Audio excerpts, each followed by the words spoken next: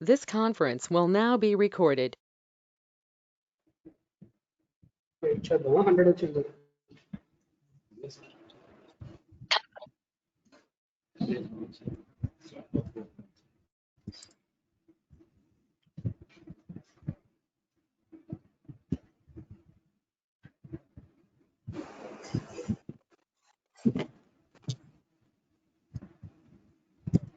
Good morning, students. Hello, Siya, Jyoti, Prakash. Are you there?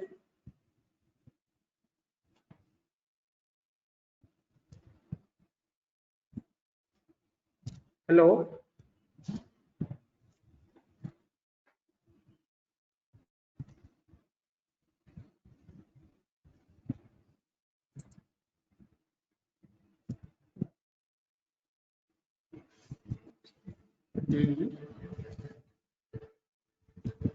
Okay.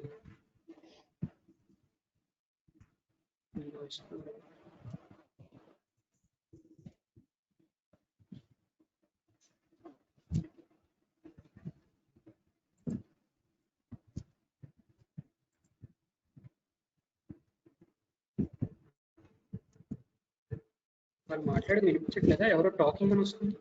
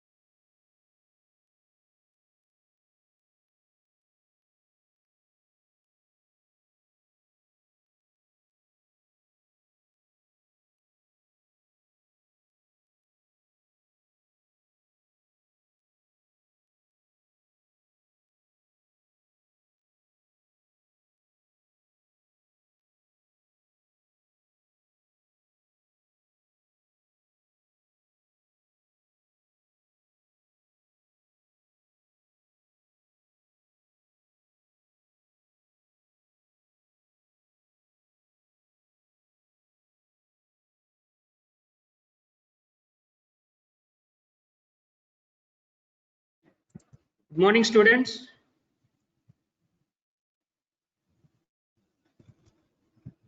Morning, sir. Good morning. Good morning.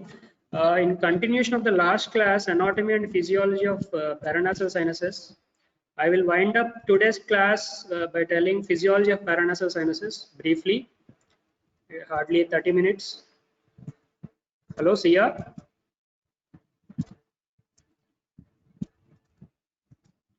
Okay, now coming to the physiology of paranasal sinuses, the main paranasal sinuses usually ventilation of the paranasal sinuses and mucociliary transport of the paranasal sinuses is the main function of the paranasal sinuses. Now coming to the ventilation of sinuses, as I said in the previous class, the ventilation of the paranasal sinuses during the expiration and not during inspiration. What happens during inspiration is due to high velocity of inspired air, there will be creation of negative pressure in the nasal cavity compared to the paranasal sinuses which are present lateral to the nose. So there will be no ventilation of paranasal sinuses during inspiration. But during expiration, there will be more positive pressure in the nasal cavity and compared to the paranasal sinuses. So obviously there will be ventilation of the paranasal sinuses in expiration compared to the inspiration. And along with the positive pressure, the air flow, the air current will be turbulent flow or which form eddy currents, normal to the streamline flow. So these two factors leads to the ventilation of the paranasal sinuses during expiration, not during inspiration, which is opposite to what we take during routinely in our lungs. In lung during inspiration, we will take lungs are ventilated or inspired air, and expiration will exhale our air. But in contrast, this in paranasal sinuses there will be ventilation of sinuses during expiration and not during inspiration. And ventilation occurs of ventilation of the various sinuses occur through their ostia. Ostia means opening, maxillary sinus, frontal, sphenoid, and ethmoid sinus all be having their respective ostia, and these ventilation occurs through the ostia.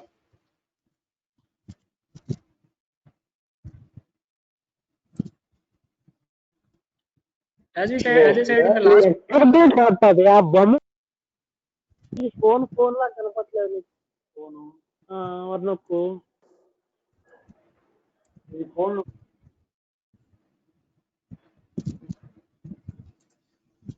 As I said in the previous class, the openings of various sinuses will be here. In the inferior meatus, the nasolacrimal duct will be opening, and in the middle meatus, the maxillary sinus, frontal sinus, and anterior ethmoid sinus will be opening, where I pointed here. And the superior meatus, I mean in the posterior ethmoid sinus, open into the superior meatus here. And the sphenoid sinus opening will be above the superior turbinate and mid lateral to the septum, which is the sphenoethmoid recess here, where I point. These two belong to posterior and remaining in the anterior group.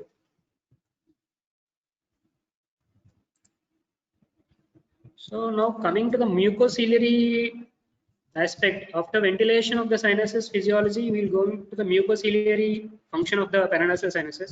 Usually the mucociliary flow in the nasal cavity or paranasal sinuses will be called smooth or transient if the movement of the cilia and the mucus is 0.85 centimeter per minute.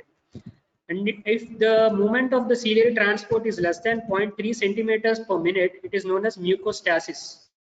And this speed of the mucociliary transport is important. Why? Because if the transport of the mucus is very slow and the secreted mucus in the paranasal sinuses will be trapped in the sinus or nasal cavity, which may lead to infections and may lead to some sinusitis and infections, which is mostly commonly seen. This stasis of mucociliary flow will be seen in some genetic conditions like ciliary bead problem.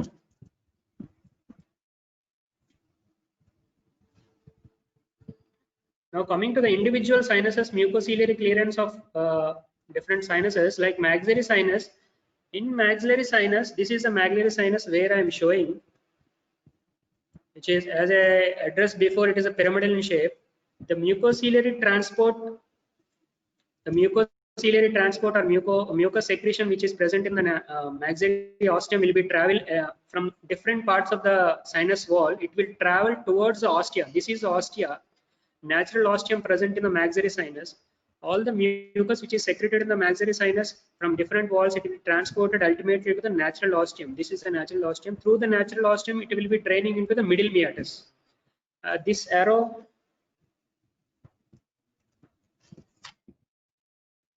this is the inferior turbinate where I am pointing here, and this space is the inferior meatus, and this is the middle turbinate, and this opening is the middle meatus.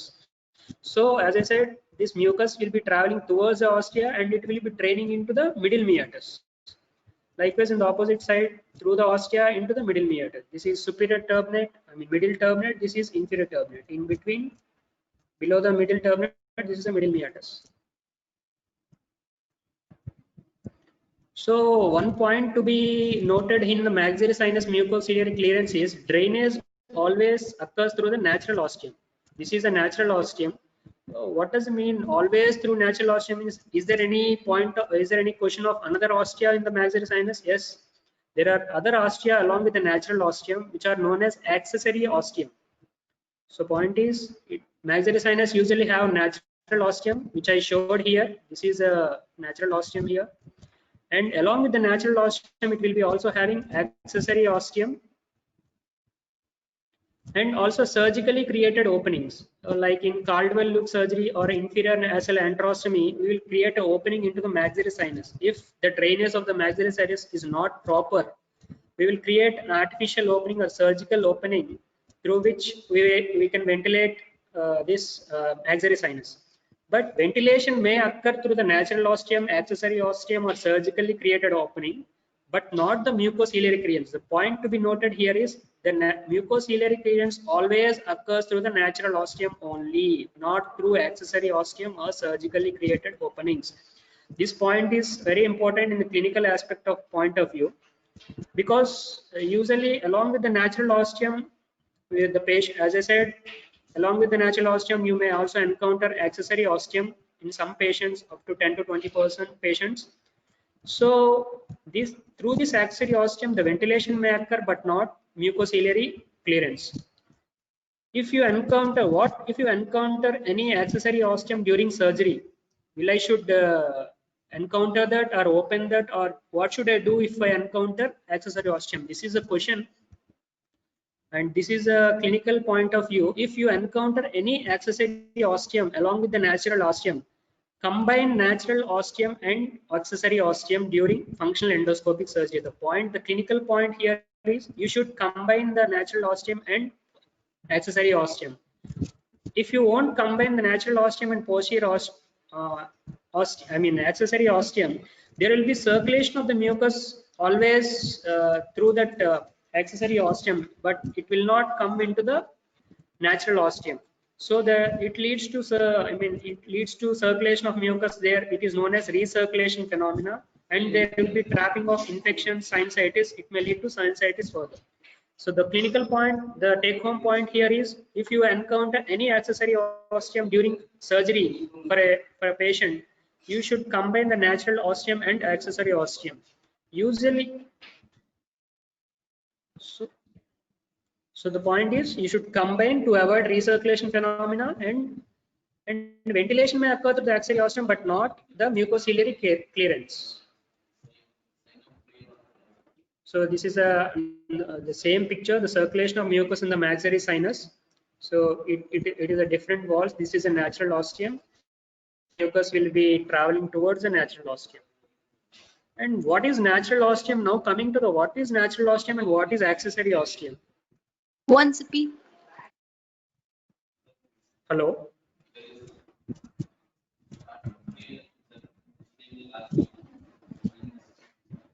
Hello. Able to hear? Able to clear? Everyone is clear here?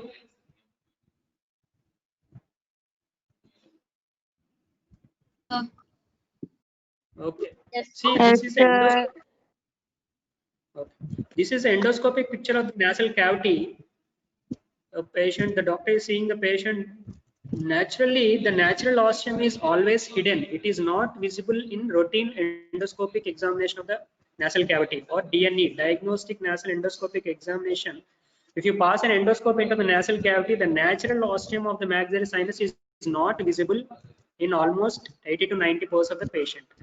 You can take home it, natural ostium is always not visible. Take home point here is, if you encounter any opening in the lateral wall of the nasal cavity or the medial wall of the maxillary sinus, like what I'm pointing here, is that here there is an opening. This is known as accessory maxillary ostia. As I said, if you see any opening in the lateral wall of the nose without doing anything, if you pass an endoscope, if you see any opening in the lateral wall of the nose, in near to the middle turbinate, anterior to the uncinate process or posterior to the uncinate process, usually you should take that as accessory maxillary ostia, because the natural ostium is never visible. It is always hidden behind the uncinate process. You can't see endoscopically. And so how will you identify that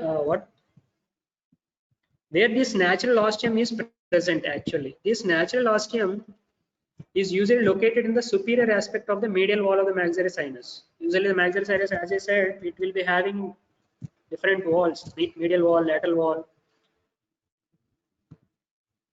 So this is the medial wall of the maxillary sinus. Usually the natural ostium is located in the medial wall of the maxillary sinus in the superior aspect. So this superior location of the natural ostium also hinders the mucociliary clearance, because it is gravity against, it is going against the gravity. It has to travel upwards. Here the function of the mucociliary transport is more important, because it is going against the gravity and it is coming into the natural through the natural ostium into the nasal cavity. So it is located in the superior aspect of the medial wall of the maxillary sinus.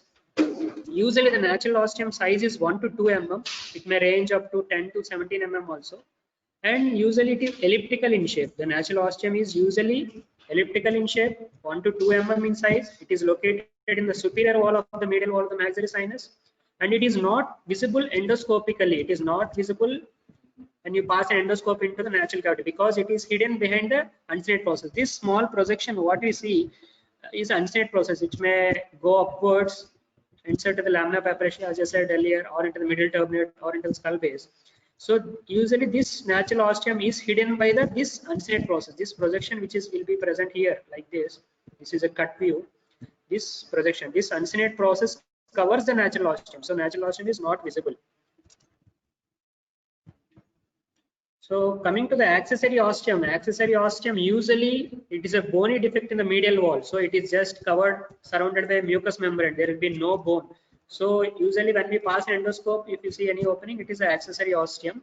Usually it may be single or multiple. You can see single opening or multiple opening. See in this picture, you are seeing single opening in the lateral wall of the nose. This is accessory maxillary ostium. And in this picture below, you can see two openings here, which are the accessory ostium multiple. So the accessory ostium may be single or multiple, and these are visible through the endoscope once we pass. And usually there are round or oval in shape.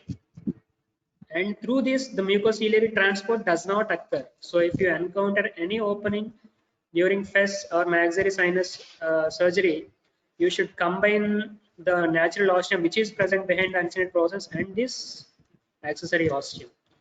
And this accessory ostium are again of two types, anterior and posterior, which is located anterior to the natural ostium, anterior in the anterior fontanelle, anterior maxillary ostium, which is present behind the natural ostium, or posterior maxillary ostium.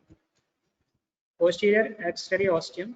Usually posterior accessory ostium are more common than anterior ostia.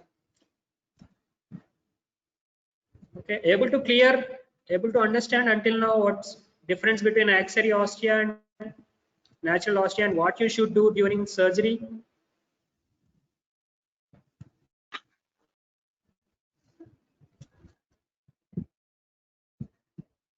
Hello?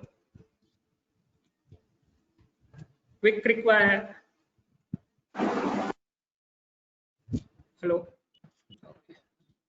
Now coming to the drainage of the frontal sinus. This frontal sinus drainage is unique with respect to different other parts of the sinuses. It has a unique drainage. The drainage of the frontal sinus, usually this is a frontal sinus. As you said, this is a maxillary sinus where I am pointing here, and this is a frontal sinus.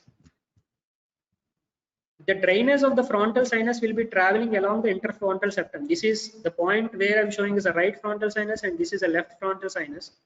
Usually the mucociliary transport travels around the interfrontal septum. This in between these two frontals, this is interfrontal septum. It travels along the interfrontal septum, along the roof and along the floor, and it travels again into the frontal sinus ostium and into the frontal recess here. So drainage occurs here along the interfrontal septum, roof and floor, and again into the ostium. Some mucus may recirculate here also. So in the right side of the frontal sinus, the circulation is anti-clockwise. It is going like this. And in the left frontal sinus, it is going like this. It is clockwise direction. The mucus transport is in the clockwise direction. But though anti-clockwise or clockwise, it follows the path like interfrontal septum, roof, and the floor, and again into natural ostium, frontal sinus ostium, and into the frontal recess.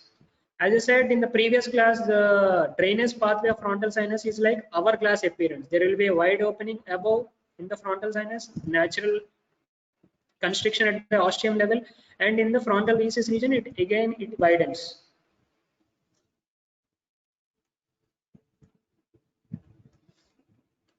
Now coming to the drainage of the ethmoid sinus, as in the previous class I said, ethmoid sinus is again divided into two groups, anterior group and posterior group. Anterior group of ethmoid cells drain into the middle meatus, and posterior group of ethmoid cells drain into the superior meatus. So what are the sinuses which open into the anterior group now? Anterior ethmoid cells, frontal cells, and maxillary sinus. And in the posterior group of sinuses, we'll be having posterior ethmoid sinus, which is draining into the superior meatus.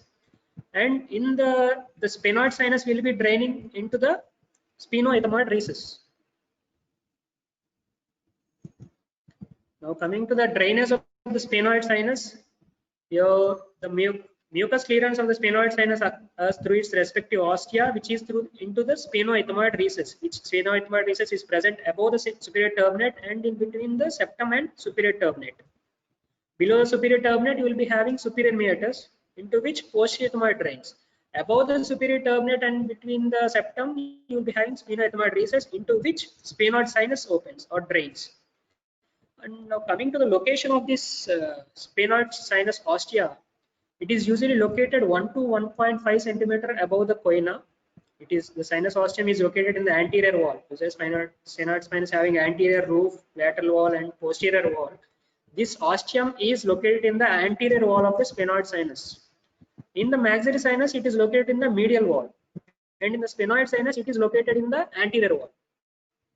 Okay, and rough estimation or rough clue is clinical point of view is this ostium, sphenoid sinus ostium, is usually located 1.1 to 1.5 centimeters above the posterior nares, also known as choana.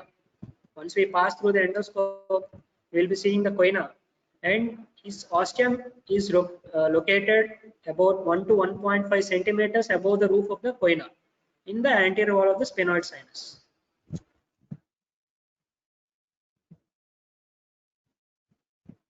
Now,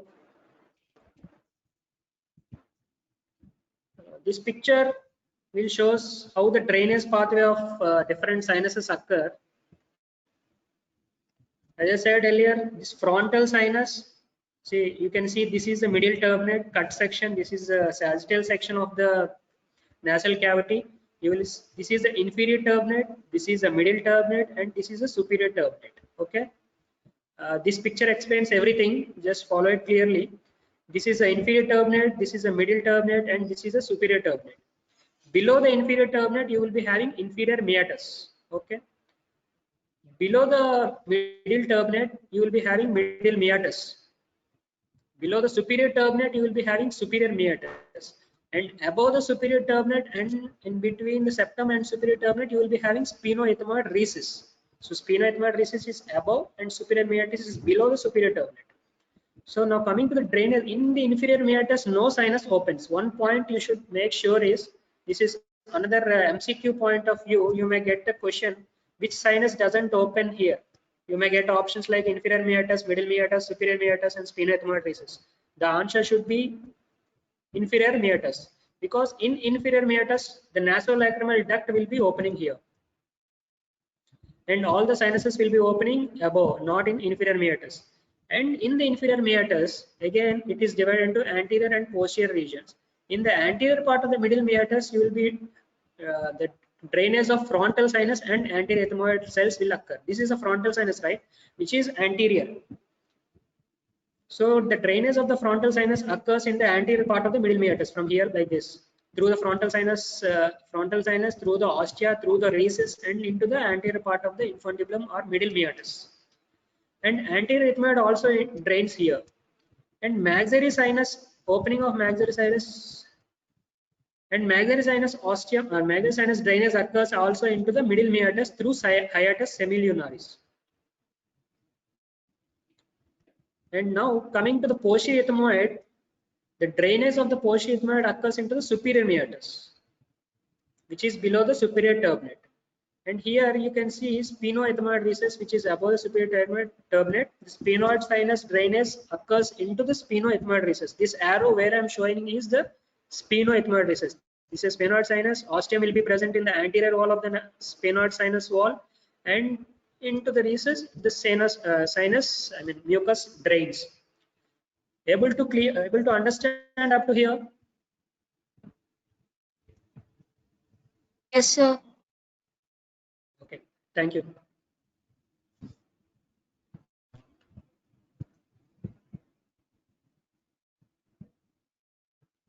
Last 5 minutes, last 5 to 10 minutes hardly.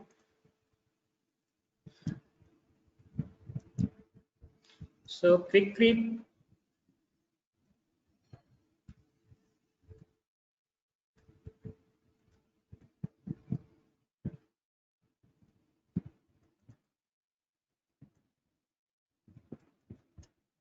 So all of you are able to see what is this projection? This is the eustachian tube orifice here where I am pointing here. This is the eustachian tube orifice above which there is a protection by torus tubaris. This is known as torus tubaris. This is a eustachian tube orifice. And what will happen to all the mucus which is drained into the nasal cavity through the respective ostia? You are saying frontal sinus will be draining here, anterior will be draining here, and posterior draining, and all the sinuses will be draining through the ostia into the nasal cavity. Clinical point of view is all the sinuses like frontal sinus, anterior ethmoid sinus, and middle ethmoid sinus. Once the mucus drains through the respective aortic nasal cavity, it will pass below the torus tubaris. See my arrow. The mucus which is secreted into the middle meatus from the frontal sinus, anterior ethmoid, middle ethmoid into the middle meatus, it will be draining below the torus tubaris. This is the torus tubaris, and it will be draining here like this. So and the sinus or the mucus which is secreted from the posterior ethmoid and sphenoid sinus here and posterior ethmoid sinus, which are above. So the mucus which is secreted by posterior ethmoid and sphenoid sinus, which will be draining above and behind the torus tubaris. This is clinically important while examining a patient presenting with sinusitis features. Clinical point of view, because you may get a clear picture, you may have a suspicion whether it may be this sinus or that sinus. Unless CT is mandatory before going on to surgery or for confirmation, but clinical point of view is depending upon the symptoms, you may have suspect a patient. Frontal sinus, ethmoid sinus, the mucus from these sinuses will be traveled below the torus tubaris and along the posterior posterior pillar, tonsillar pillar. But the sinus mucus from the posterior ethmoid and sphenoid sinus, which will be traveling, which will be traveling above and behind the torus tubaris into the posterior pharyngeal wall. This is the posterior pharyngeal wall, right? This is a hard palate. This is a hard palate. This is a soft palate. This is a eustachian tube orifice. There is torus tubaris. This is a posterior pharyngeal wall. We're having posterior pharyngeal wall. So behind the mucus from these sinuses, sphenoid and posterior, goes behind the torus tubaris and along the posterior pharyngeal wall. So if you see any patient presenting with sinusitis features and you examine the oral cavity, if you see any mucus prickling along the posterior pharyngeal wall, you may suspect posterior ethmoid sinusitis or sphenoid sinusitis usually. You may suspect. And if you see mucus trickling along the middle meatus, along the floor of the soft palate, floor of the pharyngeal wall and into the directly tongue along this region, you may suspect anterior group of sinus infection. So usually in the pharyngeal wall, it's posterior pharyngeal wall. Hope this clinical point is clear. Yes, sir. Now this is a physiology, ventilation, and mucociliary transport of paranasal sinuses. Apart from these, the functions of this is the last slide. Apart from these, the functions of paranasal sinuses are humidification, because the paranasal sinuses are large, create a large surface area and regulate the temperature and provide constant temperature required for our inspiratory air. It maintains the concerned temperature, required temperature, and provide the large surface area. And it also provides a physical buffer against injury to the face. As I said, these sinuses are empty spaces normally filled with air. So any injury to the face, these acts as buffers have cushioning effects and limiting the injury to the intracranial or further structures. These take the impact. These empty spaces that take impact and preventing injury to the vital structures present in the brain or face. And these sinuses also add vocal resonance, what we speech. You will be encountering some patients having, if you're the tone of some people are alters, we may ask the question, have you had cold or something like that. So because these paranasal sinuses and nasal cavity add vocal resonance to our voice. If you're having any nasal infection or paranasal sinus infection, obviously the voice or tone of the patient or person will change. As these are empty spaces, these reduce the skull weight, so we are not able to feel our skull or brain weight. And these paranasal sinuses also provide insulation, heat insulation, or heat thermal regulators, also known as thermal regulators, which protect intracranial structures like orbit or cranium or brain from temperature variations. And another function of the paranasal sinuses is defense against microbes.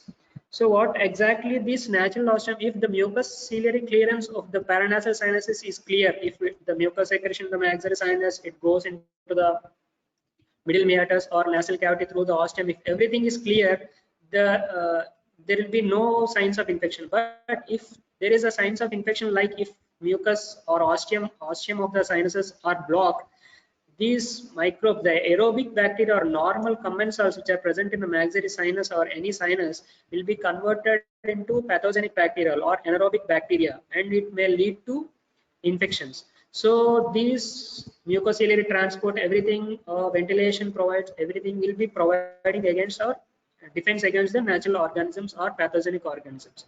If ostia are blocked, it may lead to mucus recirculation, anaerobic growth of anaerobic bacteria, and again leads to sinusitis. And hello, the class is over. With this, the anatomy and physiology of paranasal sinuses is over. Hope some points made into your brain. Today afternoon there is no